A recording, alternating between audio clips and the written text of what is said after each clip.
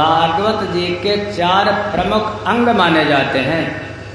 जैसे हमारे शरीर के विभिन्न अंग हैं, ऐसे ही भागवत जी के 4 अंग हैं। पहला अंग है विषय, दूसरा है प्रयोजन, तीसरा है अधिकारी और चौथा अंग है संबंध। कोई भी वस्तु हो तो हम विचार करते हैं उसका विषय क्या है। कोई भी शास्त्र हो तो हम विचार करते हैं उसका विषय क्या है। कहीं बाहर जाते तो कहते महाराज इस विषय पर बोलना है, तो भागवत जी का विषय क्या है? भागवत जी का केवल एक ही विषय है, धर्म का वर्णन, जिसमें धर्म का वर्णन किया गया। फिर धर्म को आगे कैसे बढ़ाया जाए, भक्ति के द्वारा, ज्ञान के द्वारा, वैराग्य के द्वारा, यज्ञ के द्वारा, तपस्या के द्वारा निरंतर धर्म को जीव बढ़ाता रहे। फिर धर्म की रक्षा कैसे की जाए, धर्मो रक्षति रक्षितः, एकमात्र भागवत जी का एक ही विषय है, धर्म को निरंतर आगे बढ़ाना। फिर कोई भी कार्य करते हैं तो कहते हैं भैया प्रयोजन क्या है इस कार्य का। जैसे कथा ही करते हैं या कोई कार्य करते हैं, प्रयोजन क्या है?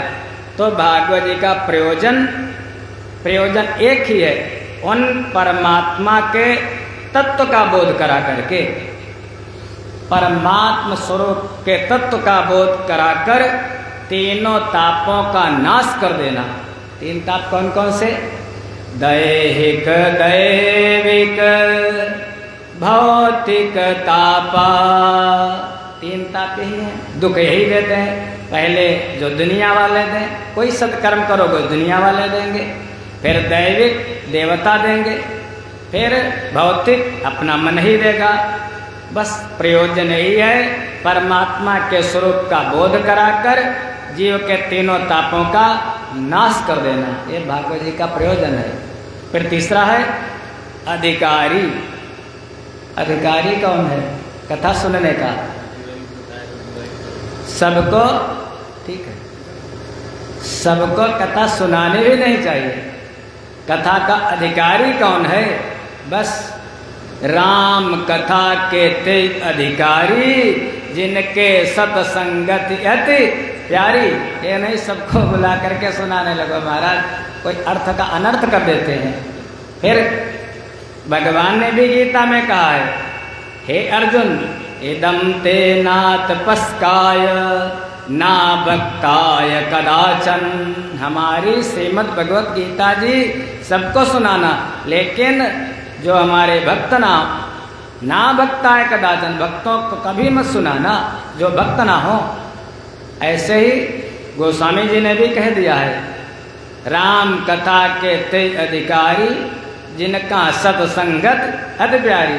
सुनाना किसको नहीं चाहिए?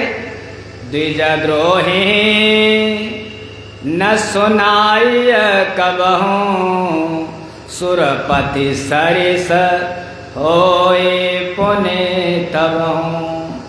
हमारे सनातन धर्म का विरोधी हो, ब्राह्मणों की निंदा करे, गौ माता का सताए, तो उसको तो कभी नहीं सुनाना। शास्त्रों पर जिसकी श्रद्धा न हो कभी नहीं सुनाना चाहिए। अधिकारी कैसा हो? देवताओं के जैसा। देवता भी भगवान की कथा के अधिकारी नहीं है। यदि अधिकारी होते तो सुखदेव जी देवताओं को कथा सुना दिए होते। जाओ तुम्हें कथा नहीं सुनाएंगे, अधिकारी नहीं हो। कौन अधिकारी हैं? महाराज परीक्षित, अधिकारी हैं देवर्षि नारद, अधिकारी हैं महाराज विदुर, जो भगवान के भक्त हैं, विदुर जी। ऐसे अधिकारी। परीक्षित कैसे अधिकारी हैं? परीक्षित के जीवन में 3 शुद्धियां हैं। पहली शुद्धि, परीक्षित का मातृ कुल शुद्ध है। जो परीक्षित की माँ उत्तरा, उत्तरा का कुल भी शुद्ध है। फिर परीक्षित का पितृकुल भी शुद्ध है। अभिमन्यु, अभिमन्यु के पिता अर्जुन, अर्जुन के पिता पांच, वो भी शुरू से ही धर्म है। और परीक्षित का जीवन भी धन्य है। इसलिए परीक्षित कथा के अधिकारी हैं, जो निरंतर संसार की परीक्षा करके जिए हैं। वो ऐसा अधिकारी कौन है?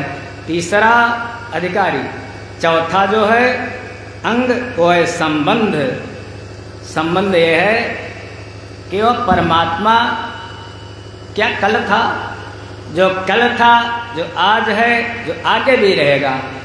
कब क्या हो जाए इस सृष्टि का पता नहीं है, एक क्षण में पता नहीं क्या हो जाए महाराज, पता ही नहीं। इसलिए उस परमात्मा का जो तीनों कालों में, कल भी, आज भी, आगे भी, उसका श्रवण करो कथा का, और श्रवण के बाद उसी की कथा का मनन करो, फिर उसी का ध्यान करो, और ध्यान करते करते, चिंतन करते करते उसी के जैसे हो जाओ, उसी को प्राप्त करो।